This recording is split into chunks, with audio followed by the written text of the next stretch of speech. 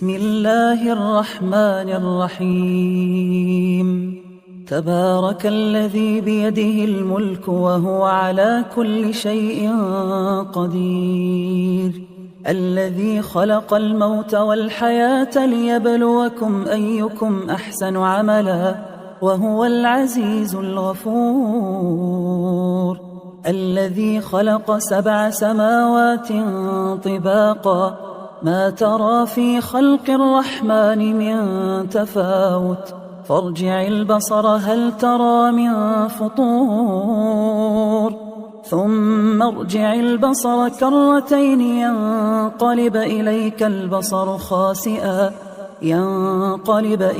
البصر خاسئا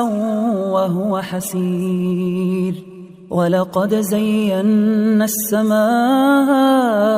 الدنيا بمصابيح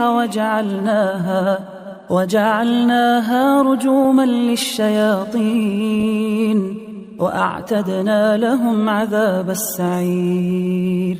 وللذين كفروا بربهم عذاب جهنم وبئس المصير إذا ألقوا فيها سمعوا لها شهيقا وهي تفور تكاد تميز من الغيظ كلما ألقي فيها فوج سألهم خزنتها ألم يأتكم نذير قالوا بلى قد جاءنا نذير فكذبنا وقلنا ما نزل الله من شيء إن أنتم إلا في ضلال كبير وقالوا لو كنا نسمع أو نعقل ما كنا في أصحاب السعير فاعترفوا بذنبهم فسحقا لأصحاب السعير إن الذين يخشون ربهم بالغيب لهم مغفرة وأجر كبير وأسروا قولكم أو اجهروا به إنه عليم بذات الصدور ألا يعلم من خلق وهو اللطيف الخبير هو الذي جعل لكم الأرض ذلولا فامشوا في مناكبها وكلوا من رزقه وإليه النشور أأمنتم من في السماء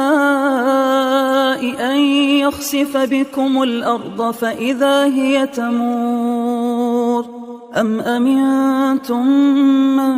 في السماء أن يرسل عليكم حاصبا فستعلمون كيف نذير ولقد كذب الذين من قبلهم فكيف كان نكير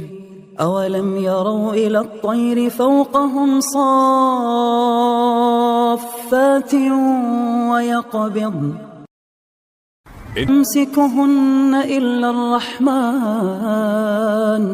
إنه بكل شيء بصير أمن هذا الذي هو جند لكم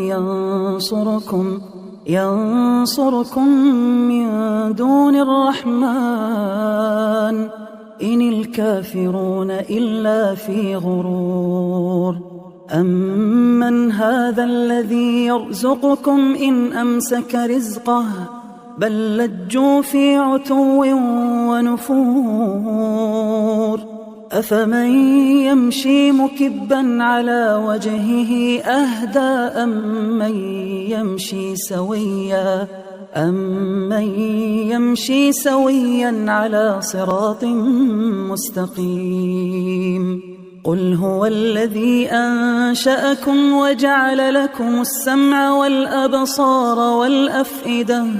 قليلا ما تشكرون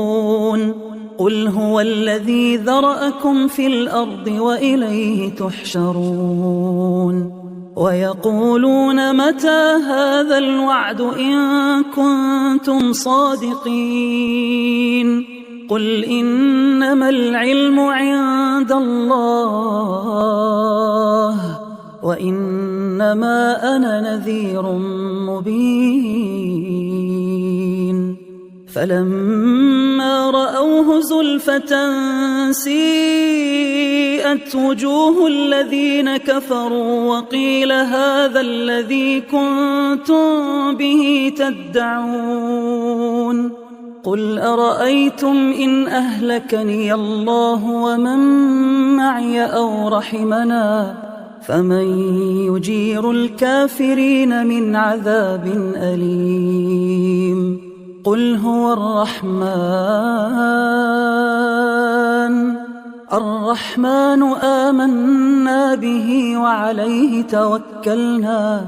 فستعلمون من هو في ضلال مبين قل أرأيتم إن أصبح ماؤكم غورا فمن يأتيكم بماء معين